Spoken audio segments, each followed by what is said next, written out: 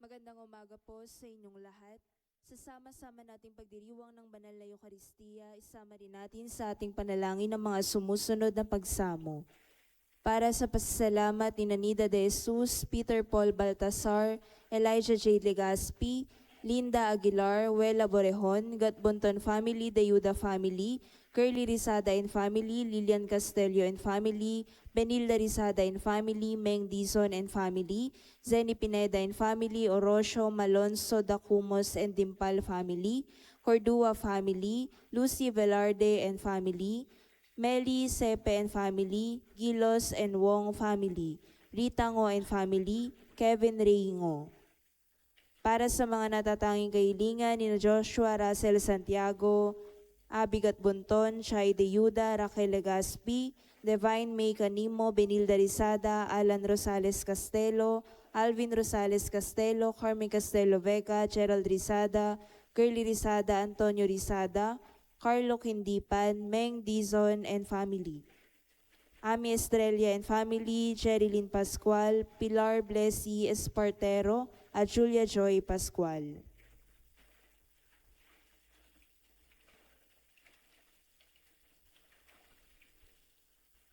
Para sa mga nagdiriwang ng kanilang kaarawan na sina Josie De Leon at Wilma Calibay, para sa maagang pagaling nila Alalin Balunsat, Angelica Banal, Josefa Logronio, Elizabeth Caballero, Meng Dizon, Rosalina Luna, Evelyn Dacumos, Josefina Malonzo, Christine Santos, Alfreda Gilos, at Leonila Willie.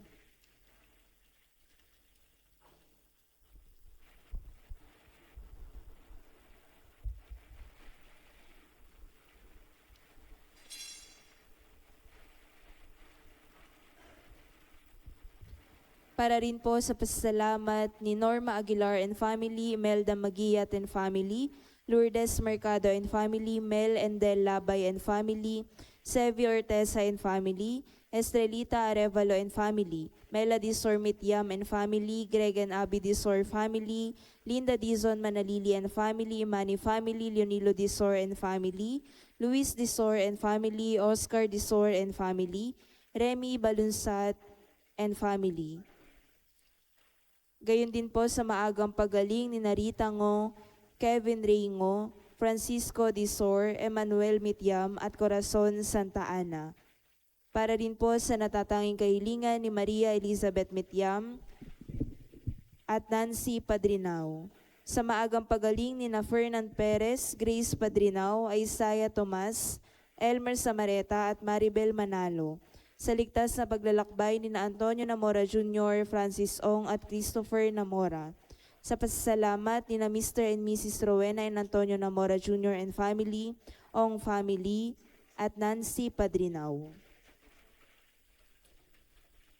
Para sa kapayapaan ng kaluluwa ng ating mga kapatid na yumao na sina Atanasio, Iluminada Amado, Zenaida Jaime Eleonor, Josefina Milo Aguida Mercy, Corazon Romeo Mark Lawrence, Leonor Alejandro Marta Eugenio Moises, Elena Manuel Anisheta Esperanza, Maria Cecilia, Francis Maria Inosaria Roman, Gloria Abe Amelia Jana Vielca, Ernesto Emmanuel Milagros, Normelito Sr., Normelito Jr., Sita Norcy Ruchel, Meliana Ricardo Mamerta, Herbert Asuncion, Raquel Roque Sr., Estrella Stephen, Anita Rosalina Eduardo Jr., Soledad Alexander Sosimo, Perla Felicidad, Juan Gloria Lily Margarita Aurora Juno Alejandro Jr., Lilia Fernando Emerson Ernesto, Alan Sr., Ernesto Leticia Wilfredo Antonio, Raymond Edgardo Eliseo Maxima German Margarita Victoria Ruben,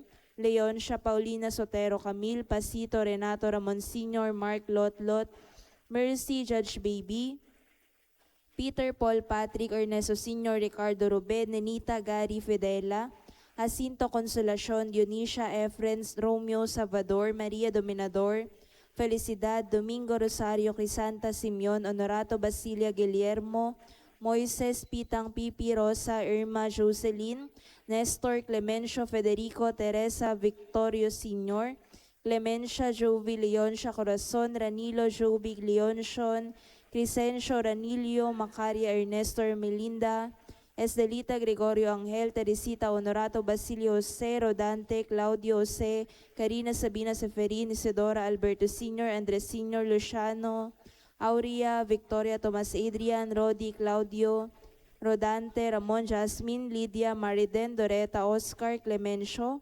George, Josefina, Carmelita, Nomer, Joel, Francis, Emerito, Rene, Marites, Marcelito, Mark Anthony, Richmond, Laureano, Irineo, Jerby, Consolacion, Jesus, Rolando, Antonio Sr., Remeo, Remeo Jr., Lilia, Tomas, Leoncia, Rodolfo, Eduardo, Esteban, Tin, Felisa, Roberto, Benjamin, Amorsolo,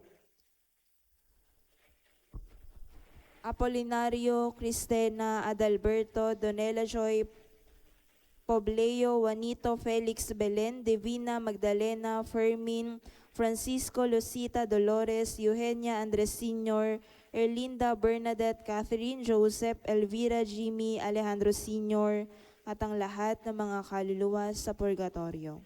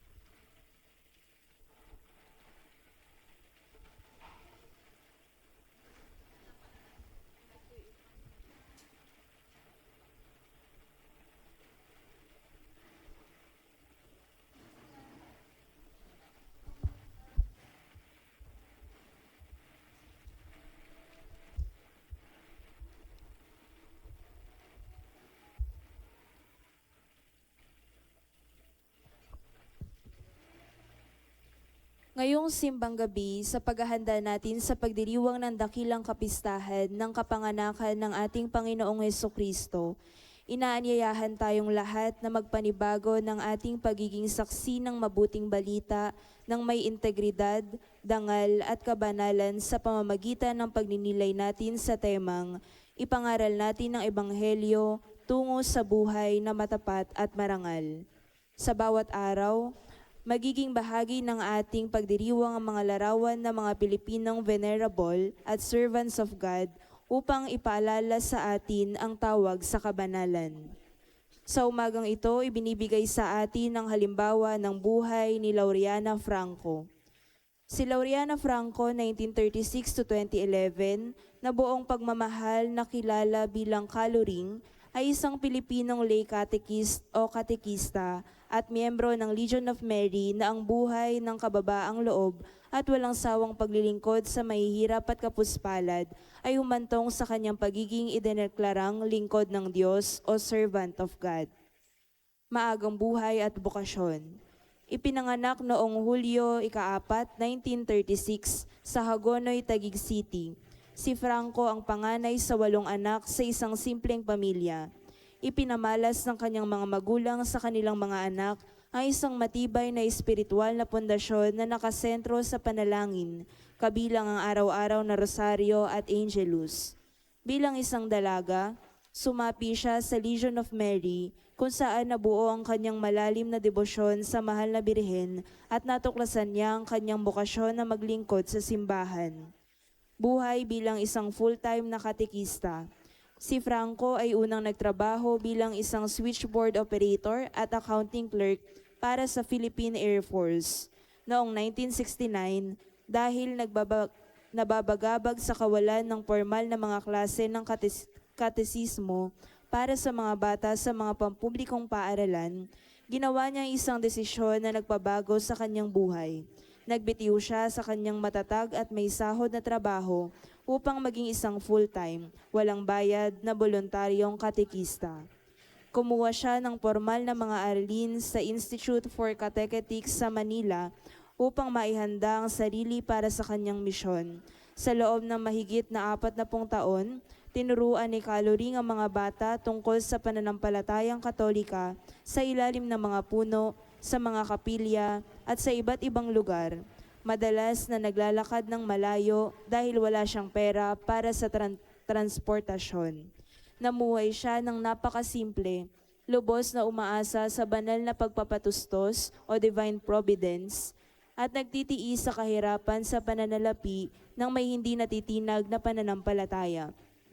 Ang kanyang malalim na pangako sa kanyang pananampalataya ay ginawa rin siyang isa sa unang 2 laikong babae na pinahintulutang magbigay ng banal na komunyon sa Archdiocese ng Manila noong panahong iyon. Pagkilala at legasiya. Para sa kanyang ulirang paglilingkod, nakatanggap si Franco ng ilang mahalagang parangal. Pro Ecclesia et Pontifice Award noong 1990, natanggap niya ang mataas na karangalang papal mula kay Pope John Paul II sa rekomendasyon ni Manila Archbishop Jaime Cardinal Sin. Mother Teresa of Calcutta Award noong 2002, kinilala siya sa parangal na ito para sa kanyang dedikadong gawain kasama ang mga mahihirap at nangangailangan. Namatay si Franco noong 17 ng Oktubre 2011 pagkatapos ng matiyagang pakikipaglaban sa ovarian cancer. Ang proseso ng diocese para sa kanyang beatifikasyon ay formal na binuksan noong Agosto 2024 matapos ipagkaloob ng Vatican ang nihil obstat or walang nakahahadlang noong Hulyo 2024, isang pangunahing hakbang sa proseso ng simbahang Katolika patungo sa pagiging santo.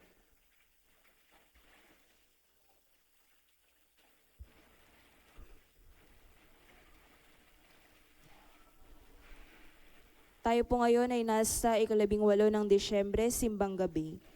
Isang taong matuwid itong si Kristo. Ang pamumuhay ng may integridad ay ang pagtahak sa matuwid na landas. Sa liturhiya, ang naririnig at maririnig nating halimbawa sa humilya ay ang mga kinikilala ng simbahan sa Pilipinas na mga lingkod ng Diyos. Ito ang unang bahagdan para maideklarang santo ng simbahan. Pagnilayan natin ang kanilang buhay na nagtuturo kung ano ang tunay na Kristiyanong Pilipino.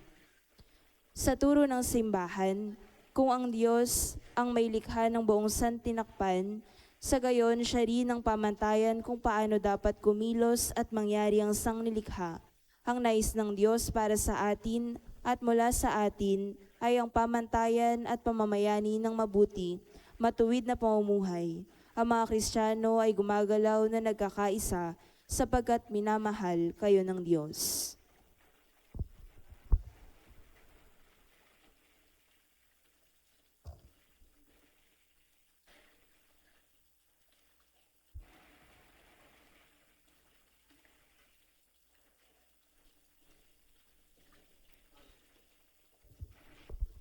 Sama rin po natin sa ating panalangin ang pasasalamat ni Miriam Senisa and family, Mayet de Leon, Auring Escuardo and family, Benigna de Guzman and family, Alicia Bulan and family, Lorelei Sumit at Myla Beltran. Gayon din po sa maagang pagaling ni Benigna de Guzman at sa kapayapaan ng kaluluwa ng ating mga kapatid na yumao na sinalit Laureano Edith Bienvenido Sr., Ricardo Emanuel, Conchita Felisa, Hermogenes Micas Tyler, Angelina Iluminado, Rosendo Anita Neri, Pedro Andrea Alejo, Rustico Sr., Maura Gurley, Ezekiel Sr., tang lahat ng mga kaluluwa sa purgatorio.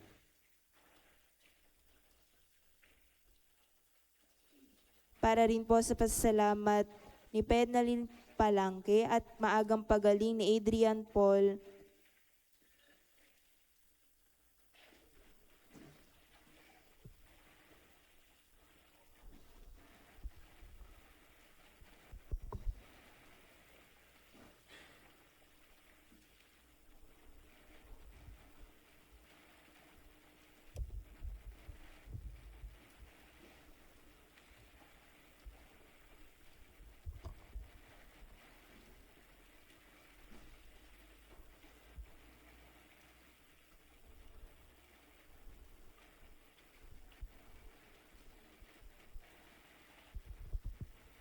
Sama rin po natin sa ating panalangin ng pasasalamat ni Lea Nilayugan family, Rebecca Hong, Teresita Ko, Aquino, Vering Leonardo, sa maagang pagaling nila Lauro Bernardo at Gianna Caitlin Gatchalian.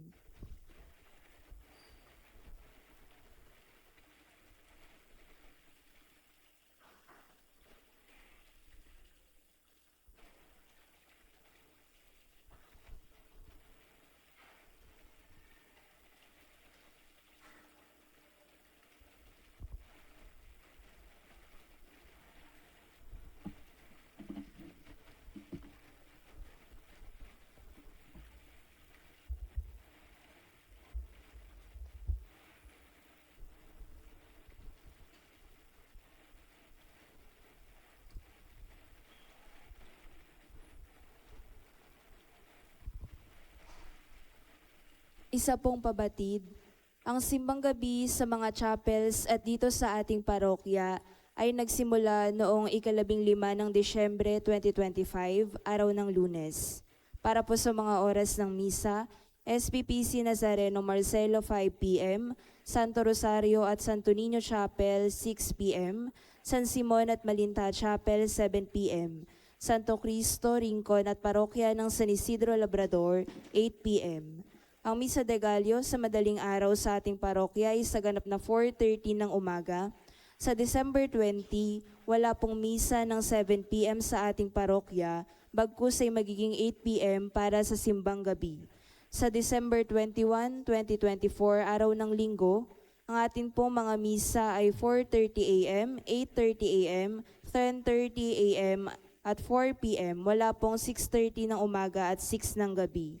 Sa bisperas ng Pasko, December 24, 2025, ay ang mga sumusunod: SPPC San Martin, 5 p.m., SPPC Menlo, 6 p.m., San Isidro Labrador Parish, 6 p.m. at 9 p.m. Ang panuluyan po ay sa ganap na 7 ng gabi. Sa December 25, Banal na Misa, 7 a.m., 9 a.m. at 5 p.m. December 28, araw ng linggo, kapistahan ng banal na mag-anak, regular mass po ito.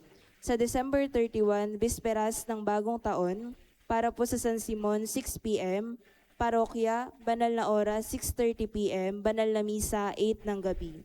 Sa January 1, 2026, dakilang kapistahan ni Maria, Ina ng Diyos, banal na misa, 8 ng umaga at 5 ng hapon. Maraming salamat po.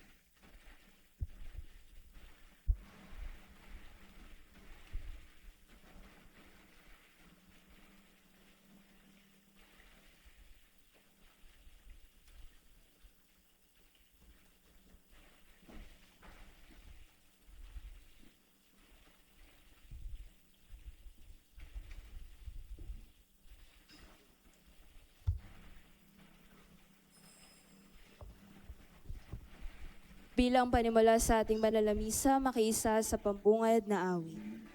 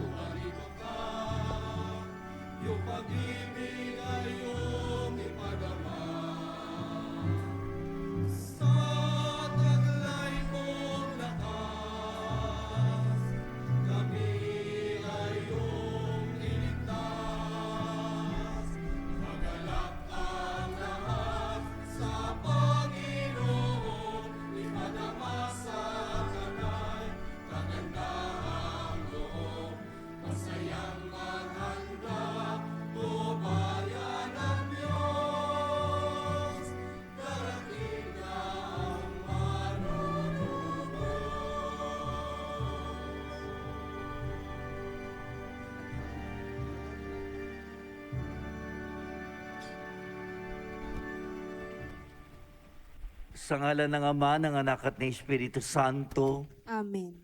ang pagpapala ng ating Panginoong Kristo, ang pag-ibig ng Diyos Ama, at ang pakipagkaisa ng Espiritu Santo, naway sumainyo lahat. At sumaiyo rin. Magandang umaga po sa inyong lahat, mga minamahal na kapatid. Magandang umaga din po. Tayo ngayon ay nasa ikatlong araw ng ating Misa de Gallo. Binibigay sa ating pagninilay sa umagang ito, hinirang si Jose bilang ama ni Jesus dito sa mundo sa pamamagitan ng pagpapahayag ng anghel sa panaginip. Siya ang magiging tagapangalaga ng banal na mag-anak. Matapos niyang tanggapin ang mensahe mula sa anghel, tinupad ni Jose ang kalooban ng Diyos na kalingain si Maria at ang dakilang sanggol. Mga kapatid, upang tayong lahat ay maging karapat-dapat sa ating gagawing banal na pagdiriwang, aminin natin ang ating mga kasalanan. Inaamin ko sa makapangyarihan Diyos at sa inyo mga kapatid na lubha ko nagkasala sa isip, sa salita at sa gawa at sa aking pagkukulang. Kaya sinasamo ko sa Malabereng Maria, sa lahat mga anghel at mga banal, at sa inyo mga kapatid na ko'y panalangin sa panahon nating Diyos. Kaawaan tayo na makapangyarihan Diyos, patawarin sa ating mga kasalanan at patubayan tayo sa buhay na walang hanggan. Amen.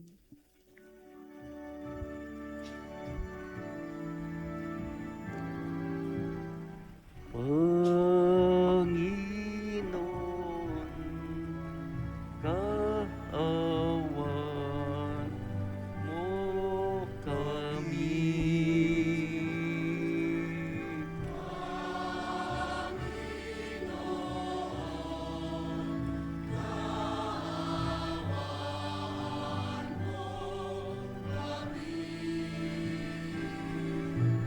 Kristo, kawan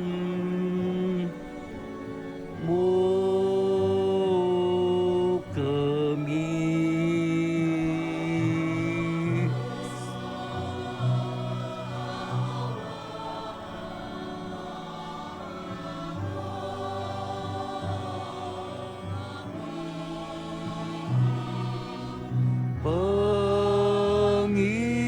Panginoon, kawan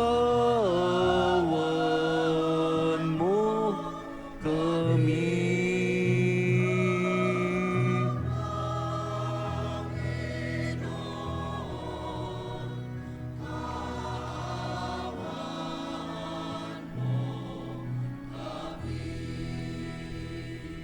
Sama-sama tayo ngayon magbigay papuri sa Diyos sa kaitaasan.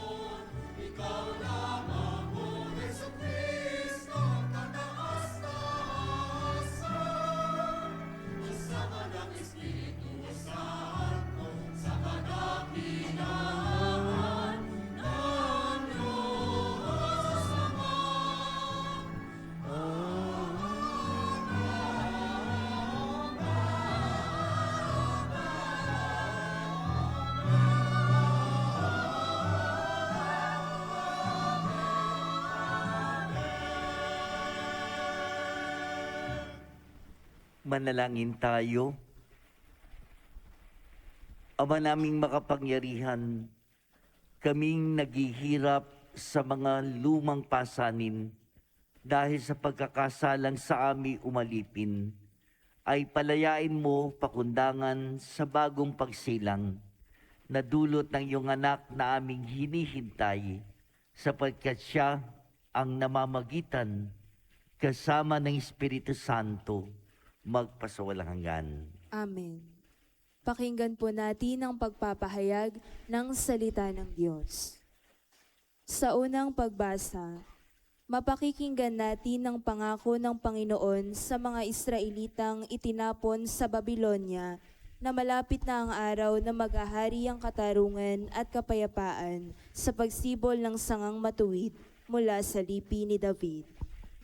Ang salita ng Diyos mula sa aklat ni Propeta Jeremias.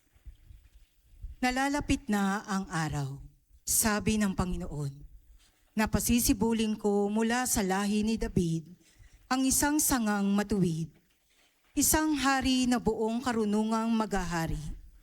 Paiirali niya sa buong lupain ang batas at katarungan.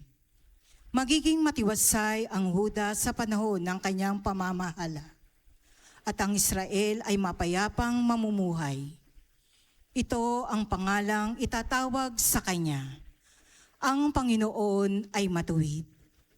Sinasabi ng Panginoon, darating nga ang panahon na ang mga tao'y di na manunumpa ng ganito. Nariya't buhay ang Panginoon nagpalaya sa Israel mula sa Ehipto. Sa halip, sasabihin nila, saksi ko ang Panginoon na nagpalaya sa mga Israelita mula sa lupain sa hilaga at sa lahat ng lupain pinagtapunan ko sa kanila. Babalik sila sa sariling lupa at doon muling mamumuhay. Ang salita ng Diyos. Salamat sa Diyos.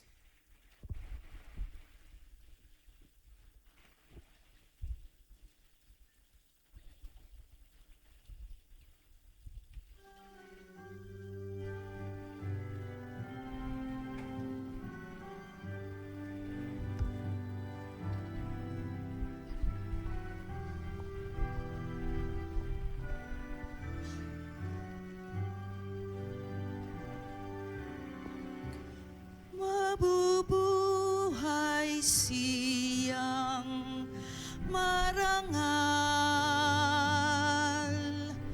at sasagana kailanman. Mabubuhay siyang marangal at sasagana kailanman. Turuan mo yung haring humatol ng katwiran. Sa taglay mong katarungan, O Diyos, siya'y pahaginan.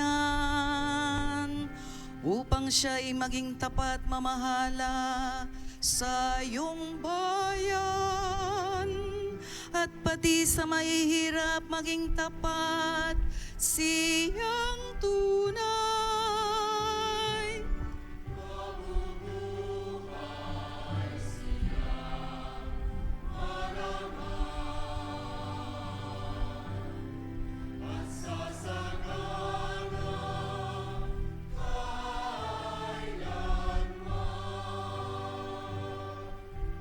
kanya namang ililigtas ang sinumang tumatawag.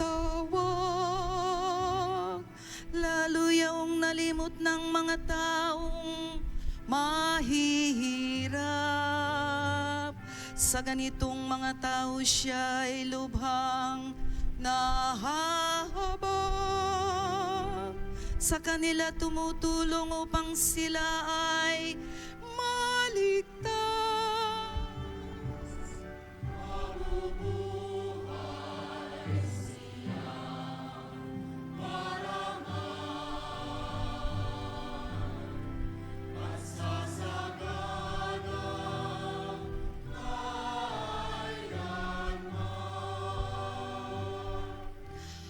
Ang buong Diyos ng Israel, purihin ang taong madla. Ang kanyang bagay tanging siyang may gawa.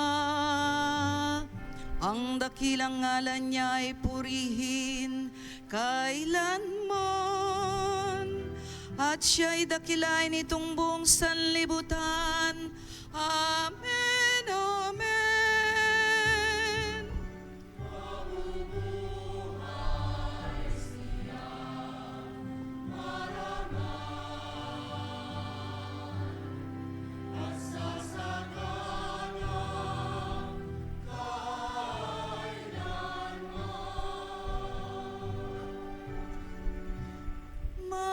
Mabubuhay siyang marangal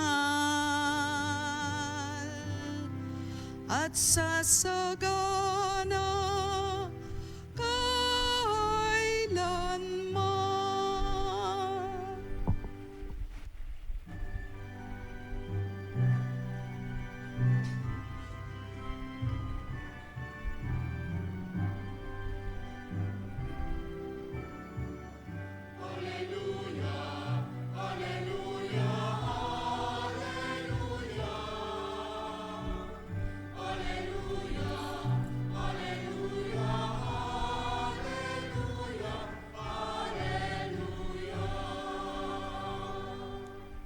Maglilihi ang dalaga, lalaking isisilang niya'y Emmanuel na pong sinta.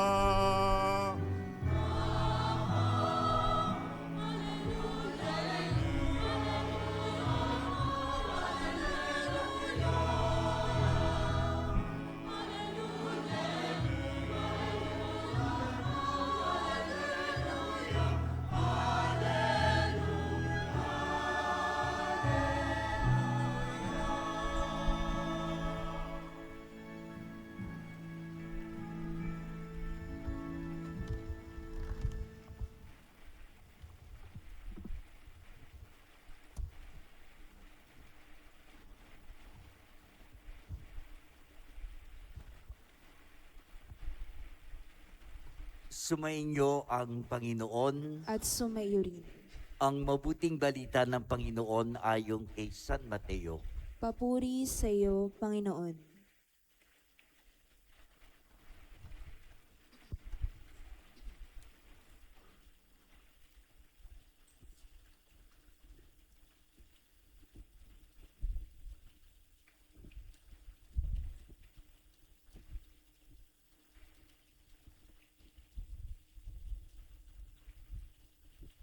Ganito ang pagkapanganak kay Jesucristo, si Maria na kanyang ina at si Jose ay nakatakda ng pakasal. Ngunit bago sila nakasal, si Maria ay natagpo ang nagdadalang tao. Ito'y sa pamamagitan ng Espiritu Santo.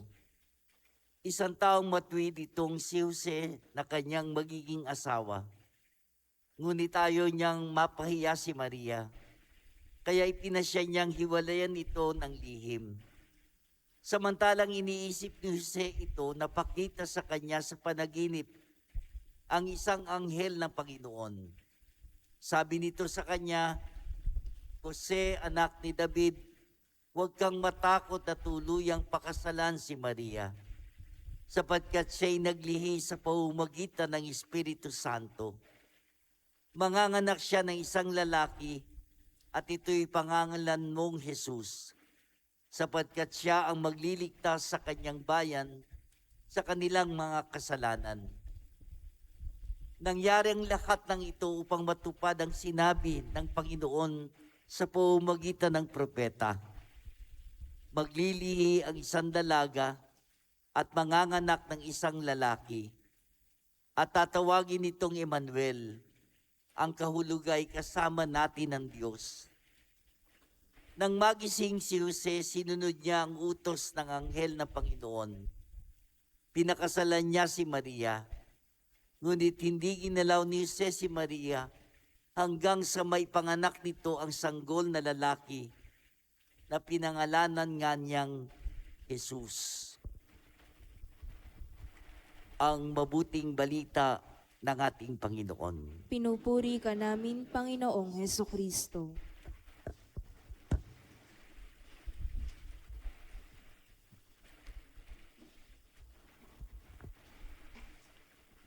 Muli magandang umaga po sa inyong lahat, mga minamahal na kapatid. Good morning po. Alam ko po mahirap pigilin ang antok. Huwag na lang po kayong maghilik para hindi magising yung katabi nyo.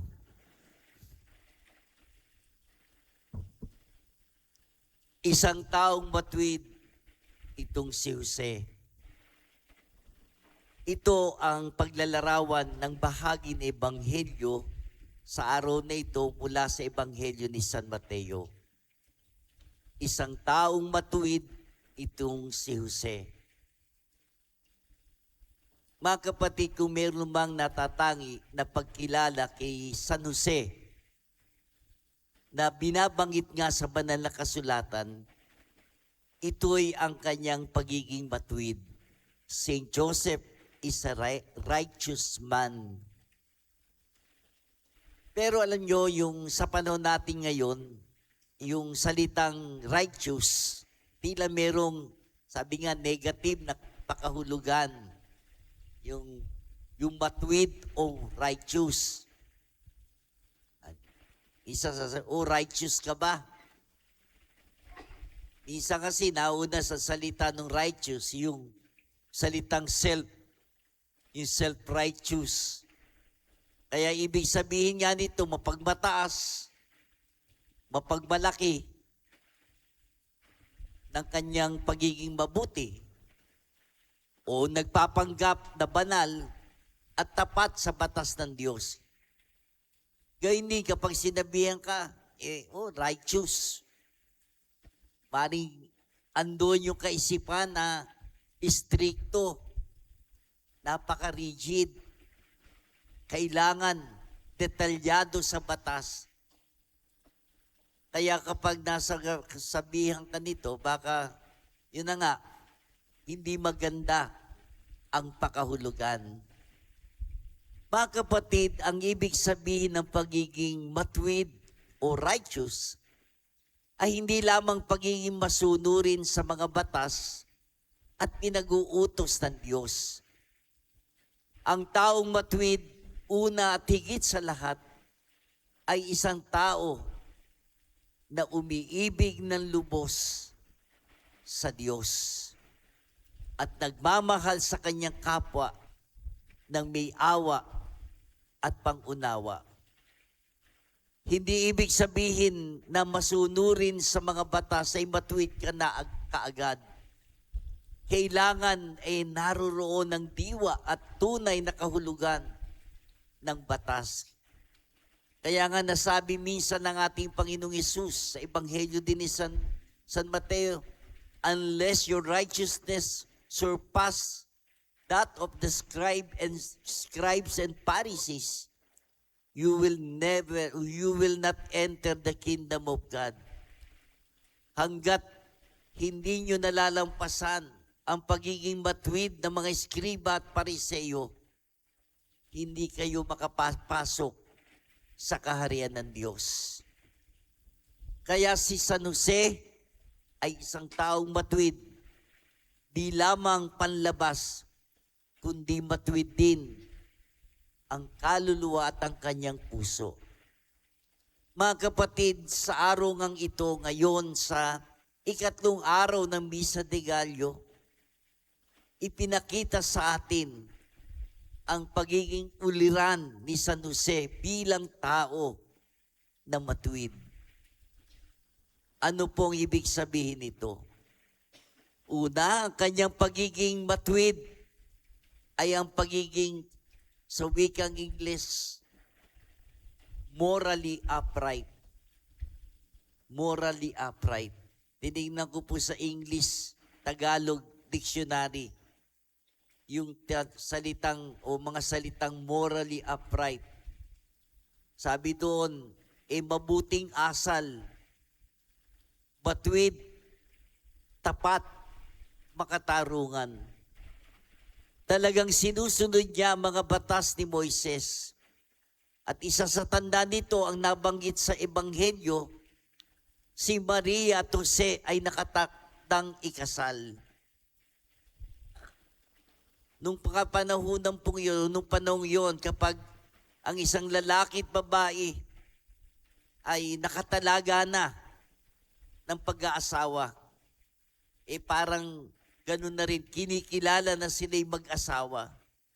At sa ilang panahon, yung babae na ikakasal o yung babae ay sasama na doon sa kanyang asawa at sisimulan ang isang normal na buhay mag-asawa. Kaya dito pa lamang, makikita na po natin ang pagiging matuwid at masunurin ni San Jose. Pangalawa, ang katangian ng pagiging matuwid ni San Jose. Siya ay taong may karangalan, integridad. Saint Joseph is a transparent man. Hindi lamang siya mabuti sa harap ng mga tao, kundi siya'y ganap na mabuti sa gitna ng mga pagsubok. At yung ikatlo po, si Jose o si San Jose ay taong matuwid, biyayakap niya ang katarungan at hustisya. Saint Joseph is a man of justice. Ipinakita ito ni San Jose sa kanyang mga desisyon at pag-aaruga sa sanggol at sa pag-iingat ng kaligtasan ni Maria. Pero paano nga ba naging tunay at ganap na matuwid si San Jose? Nung nalaman ni San Jose na si Maria ay nagdadalang tao at hindi siya ang ama na ipanganganak na sanggol, pinagdilaya ni San Jose na hiwalayan si Maria ng lihim. Alam po ninyo sa tradisyon ng mga Hudyo, kapag ang isang babae ay nahuli sa pakikiapid o di kaya'y nagdadalang tao na dila lang ng kanyang asawa, pwedeng dalhin ang babae sa hukom at bigyan ng sentensya ng kamatayan. Babatuhin hanggang sa mamatay. Gayon din bahagi ng batas ng mga Hudyo na uubrang hiwalayan o idiborsyo ng lalaki ang babae sa gayong kaso ng pakikiapid. Pero paano naging matuwid si San Jose? Matuwid siya dahil hihiwalay niya si Maria dahil ito'y nasa saad sa batas ni Moises. Pero higit na lumutang, sabi nga, ang kanyang pagiging matuwid dahil sa kanyang tamang desisyon. At ano po yun? Hihiwalayan niya ng lihim si Maria. Alam ni San Jose na kapag nalaman ng lahat ang ganitong pangyayari, delikado ang buhay ni Maria. Maaari siyang batuhin at mapatay. Kaya nga, Si San Jose ay tunay na matuwid at ang kanyang pagiging matuwid nagmumula sa pag-ibig sa Diyos at gayon na rin sa pag-ibig sa kapwa. Mga kapatid, dito pa lamang kita na natin ang pagmamahal ni San Jose sa mahal na Birhen Maria. Sa totoo lamang po, uubra, pwede naman, nahayaan na lamang na malaman ng lahat ang nangyari sa pagdadalang tao ni Maria. Pero, hindi gayon ang pinili niya. Alam ni San Jose na ang pagiging matuwid, di lamang pagsunod sa batas, kundi alam niya ang tunay na diwa ng batas. At ito'y ang awa at pag-ibig. Kung paano na ipinakikita dito na mas higit na mahalaga sa puso ng tao ang awa. At sabi nga sa Ebanghelyo ni San Lucas, maging maawain kayo katulad ng Ama na maawain. Mga kapatid, dito natin nakikita si San Jose na larawan at tuwaran natin. Lalo na sa ating pakikipag-ugnayan sa Diyos at sa kapwa. At sa araw din po ito, bukod kay San Jose, meron din po tayo na pwedeng maging larawan ng huwaran sa pagiging matuwid. Pinakikilala po sa atin sa araw na ito sa pangalan o tagaring kaluring. Yung pong may larawan dito sa gawing kaliwa nyo, isa sa mga lingkod ng Diyos na nagtalaga ng kanyang sarili sa Diyos at sa kapwa. Kilala siya sa tawag ng kaluring, isang katikista mula po sa Diocese ng Pasig, dati sa Maynila Archdiocese. Noong naghiwa-hiwalay, dahil siya ay sa gawing tagiig o pateros. Minsan sa buhay ni Kaluring, na ipakita niya ang pagiging matuwid sa harap ng Diyos. Isipin niyo, maganda yung kanyang trabaho noon sa isang opisina. Isang pangkaraniwang babae na nagtatrabaho doon sa switchboard doon sa Philippine Air Force. Pero noong taon 1969, pinili niya na iwan ang kanyang trabaho. Hindi po para mag-abroad at magpayaman, kundi para maging isang katikista o nagtuturo ng katisismo. Magturo sa mga bata at maglingkod sa mahihirap. Minsan nga po dahil sa kanyang pagiging kilala sa husay na makaakay ng mga kabataan at mga dukha patungo sa pananampalatayang Katoliko. Meron daw pong isang non-Catholic missionaries na nag-alok ng malaking halaga para siya'y lumipat sa kanilang sekta at maging misyonera nila. Kung ito'y gagawin at iaalok, siguro nga sa isang ordinaryong tao na hindi matuwid ang puso at kalooban, tiyak na tatanggapin ang yung alok. Malaking halaga kasi ang naisibigay kapalit ng pag-anib sa kanilang sekta. Pero si Kaluring, matuwid. Pinili niyang maging mahirap at maghirap sa paglilingkod sa kapwa. Sa kapwa mahirap. Sa katunayan, sa kwento, siya'y naglalakad minsan, pag walang pamasahe, naglalakad, para sa kanyang pagtuturo.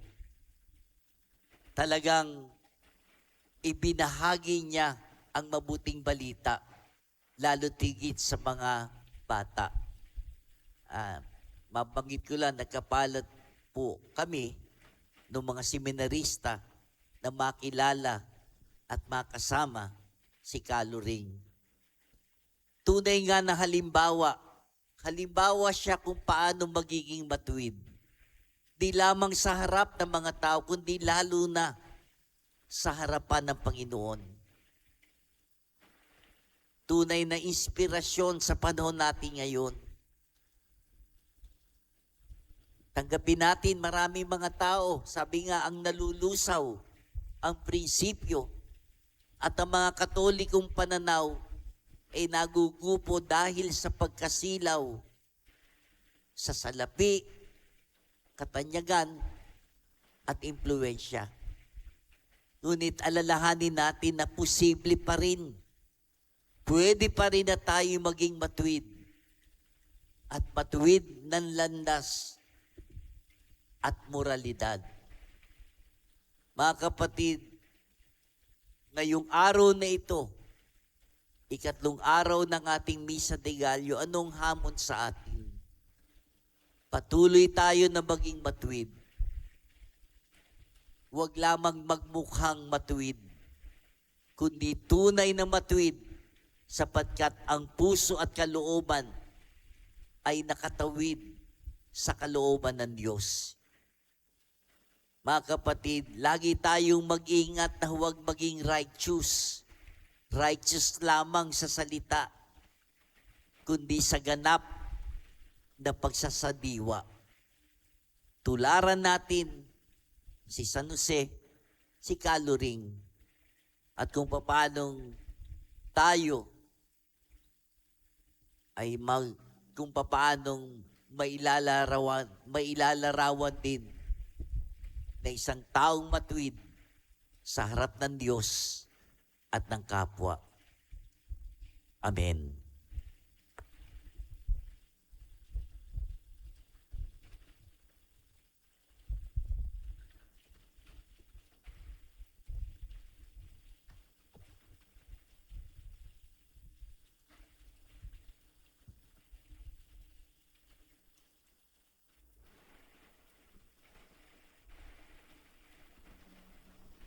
Ipahayag natin ang pananampalataya. Sumasampalataya ako Sa Diyos amang makapangyarihan sa lahat na maigawa ng langit at lupa.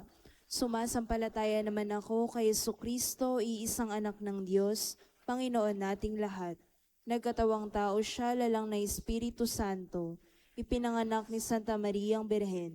Pinagpakasakit ni Poncio Pilato. Ipinako sa krus na matay inilibing. Nanaog sa kinaroroonan ng mga yumao. Nang may katlong araw na buhay na maguli, umakyat sa langit, naluklok sa kanan ng Diyos amang makapangyarihan sa lahat. Doon magmumula paririto at hukom sa nangabubuhay at nangamatay na tao. Sumasampalataya naman ako sa Diyos Espiritu Santo, sa banal na simbahang katolika, sa kasamahan ng mga banal, sa kapatawaran ng mga kasalanan, sa pagkabuhay na maguli na nangamatay na tao, at sa buhay na walang hanggan. Amen. Kaisa ni San Jose, ang taong may dakilang pananampalataya. Sama-sama tayong manalangin bilang pamilya ng Diyos sa tunay na Ama ng lahat. Ating tutugon, Panginoon, dinggin mo ang aming panalangin. Panginoon, dinggin mo ang aming panalangin. Tulad ni San Jose, ang Santo Papa, mga obispo, mga pari at mga lalaking itinalaga ang sarili sa Panginoon, naway maging salamin ng pag-ibig ng Diyos sa pamamagitan ng kanilang makaamang pangangalaga. Manalangin tayo sa Panginoon. Panginoon, dinggin mo ang aming panalangin. Ang mga namumuno sa pamahalaan, naway tulad ni San Jose ay magkaroon ng matalas na pangunawa at pagpapasya sa plano ng Diyos na makikita sa mga pang-araw-araw na pangyayari sa buhay. Manalangin tayo sa Panginoon. Panginoon, dinggin mo ang aming panalangin. Ang mga ama, naway magpadama ng natatanging pagmamahal at pag-aalala sa kanilang pamilya sa pamamagitan ng kanilang pagsisikap at huwarang pamumuhay. Manalangin tayo sa Panginoon. Panginoon, dinggin mo ang aming panalangin. Ang mga nagdaranas ng mabibigat na pagsubok sa kanilang buhay, na pangsarili at pampamilya, naway magkaroon ng pag-asa at pananampalatayang tulad na kay San Jose. Manalangin tayo sa Panginoon. Panginoon, digin mo ang aming panalangin. Sa pamamagitan ni San Jose, ang mga nasa bingit ng kamatayan, naway makatagpo ng ginhawa sa mga huling oras ng kanilang buhay. Manalangin tayo sa Panginoon. Panginoon, digin mo ang aming panalangin. Amang mawain maging isang sambayanan, nawa kaming naglalakbay na magkakaakbay sa paggabay ni San Jose. Hiniling namin ito sa pamamagitan ni Jesucristo ang aming Panginoon, magpasawalang hanggan. Amen.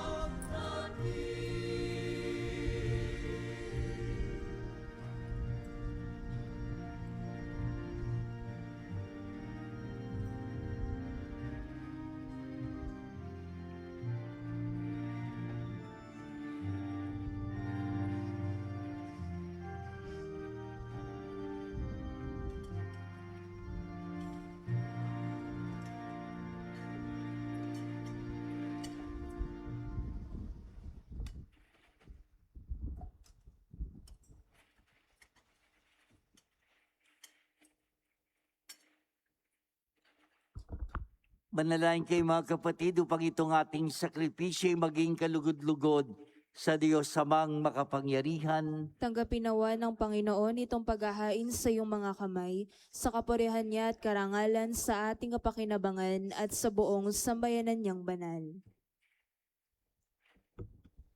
Ama namin lumikha, ang pagdiriwang namin nitong paghahain sa iyo ay magpagindapat nawang kami pangibabawan ng ngalan mo upang kami maging marapat makasalo sa buhay na walang maliw ng anak mong naging abang tao upang kami pagalingin sapagkat siya ang namamagitan kasama ng Espiritu Santo magpasawalang hanggan. Amen. Sumayin niyo ang Panginoon. At sumayo rin. Itaas sa Diyos ang inyong puso at diwa. Tinaas na namin sa Panginoon. Pasalamatan natin ang Panginoon nating Diyos. Marapat na siya ay pasalamatan. Ama naming makapangyarihan, tunay ang marapat na ikaw ay aming pasalamatan sa pamamagitan ni Jesucristo naming Panginoon. Ang pagsusugo mo sa Kanya ay pinahayag ng lahat ng mga propeta. Ang pagsilang niya ay pinanabika ng mahal na Birhen, Kanyang inang tunay, sa kapangyarihan ng Espiritong Banal. Ang pagdating niya ay nilakad ni San Juan Bautista sa kanyang pagbibinyag. Ngayong pinaghahanda namin ang maligayang araw ng kanyang pagsilang. Kami nananabik at nananalangin lubos na makaharap sa kanyang kadakilaan. Kaya kaysa ng mga anghel na nagsisiawit ang papuri sa iyo nang walang humpay sa kalangitan, kami nagbubunyi sa iyong kadakilaan.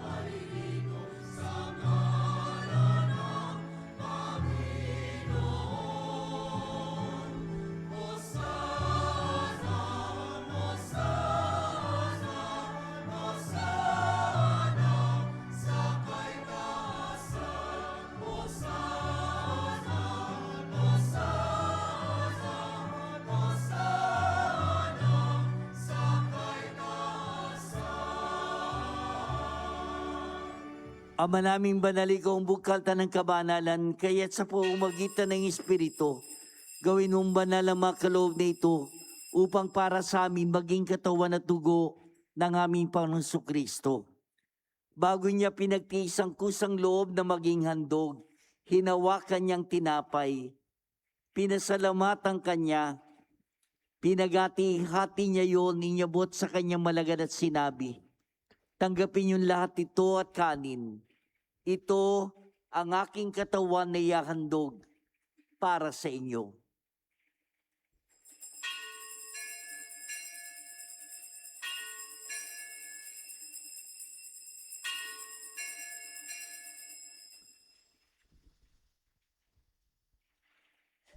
Gayun din naman nung matapos ang hapunan, ninawakan niyang kalis, muli kanyang pinasalamatan. Inyabot niya ang kalis sa kanyang malagad at sinabi, tanggapin niyo lahat ito at inumin ito ang kalis ng aking dugo, ng bago't walang hanggang tipan. Ang aking dugo na ibubuhos para sa inyo at para sa lahat, sa pagpapatawad ng mga kasalanan. Gawin ninyo ito sa pag-alala sa akin.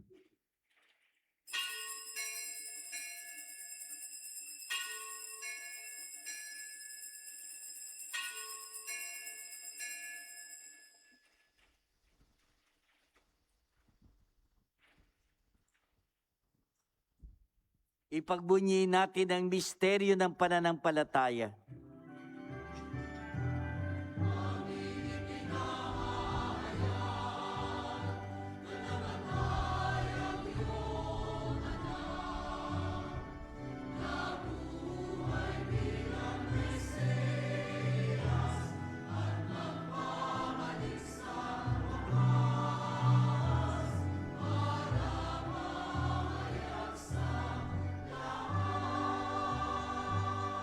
Ama, ginagawa namin ngayon ang pag-alala sa pagkamatay at muling pagkabuhay ni anak, kaya tinihali namin sa iyong tinapay na nagbibigay buhay at ang kalis na nagkakalob ng kaligtasan.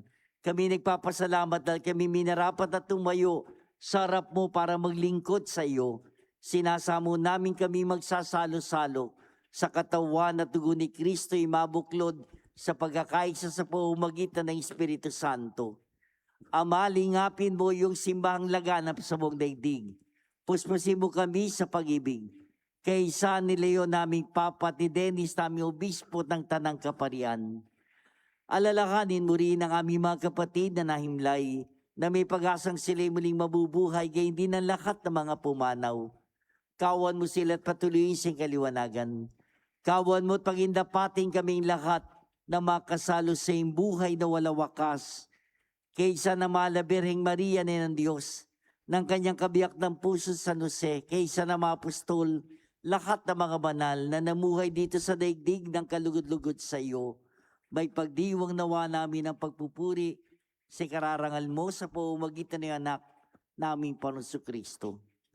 Sa pamamagitan ni Kristo, kasama niya at sa Kanya, ang lahat ng parangal at papuri ay sa iyo, Diyos sa makapangyarihan, kasama ng Espiritu Santo, magpasawalang hanggan.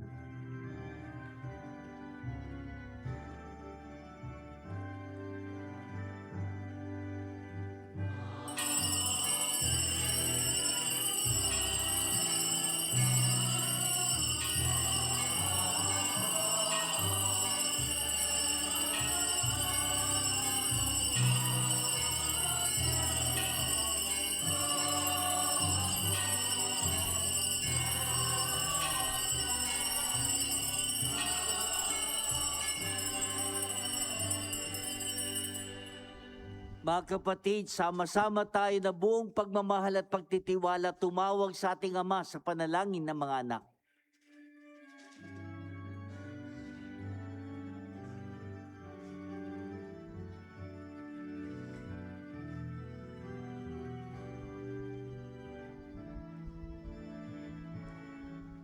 Ama namin, sumasalangit ka, sambahin ang ngalan mo, mapasa amin ang kaharian mo, sundin ang loob mo,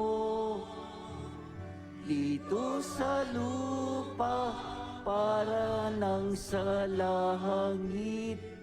Bigyan mo po kami ngayon ng aming kakanin sa araw-araw at patawarin mo kami sa aming mga sala para ng pagpapatawad namin sa nagkakasala sa amin. At huwag mo kaming ipatulad sa tukso, at iadya mo kami sa lahat.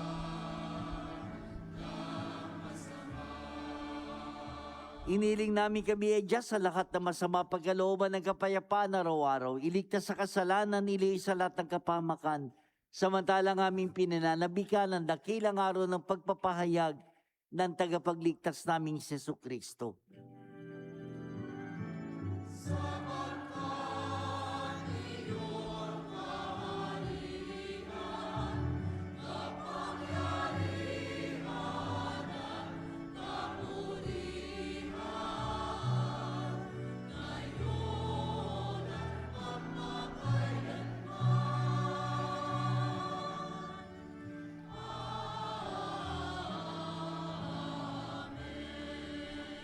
Panginoong Jesucristo, sinabi mo sa mga apostol, kapayapaan ang iniiwan ko sa inyo, ang aking kapayapaan ang ibinibigay ko sa inyo. Tungayan mo ang aming pananampalataya at huwag ang aming mga pagkakasala. Pagalooban mo kami ng kapayapaan at pagkakaisa ayon sa kalooban, kasama ng Espiritu Santo magpasawalang hanggan. Amen. Ang kapayapaan ng Panginoon ay sumainyo lahat. At sumaiyo rin. Ibahagi natin ang kapayapaan ng Panginoon sa isa't isa.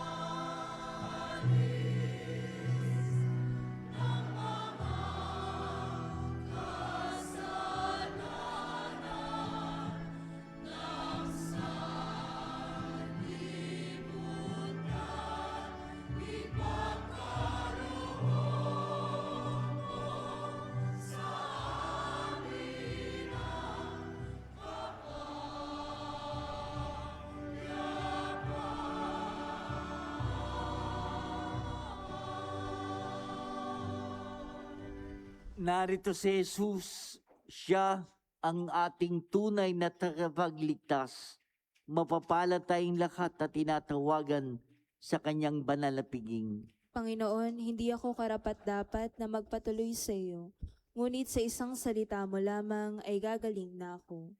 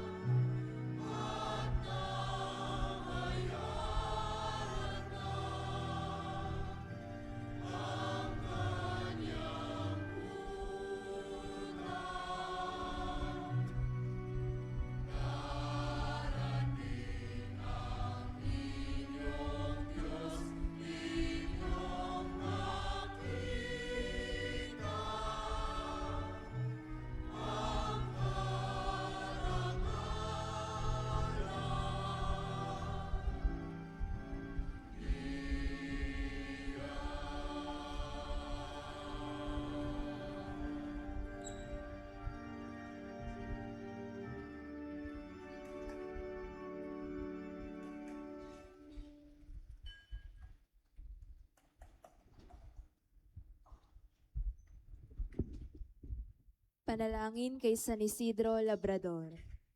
Ama naming makapangyarihan, nagpapasalamat kami sa iyong walang hanggang kabutihan sa katauhan ng aming patron na si San Isidro Labrador. Siya ang aming halimbawa sa buhay kabanalan at tapat na paglilingkod sa iyo.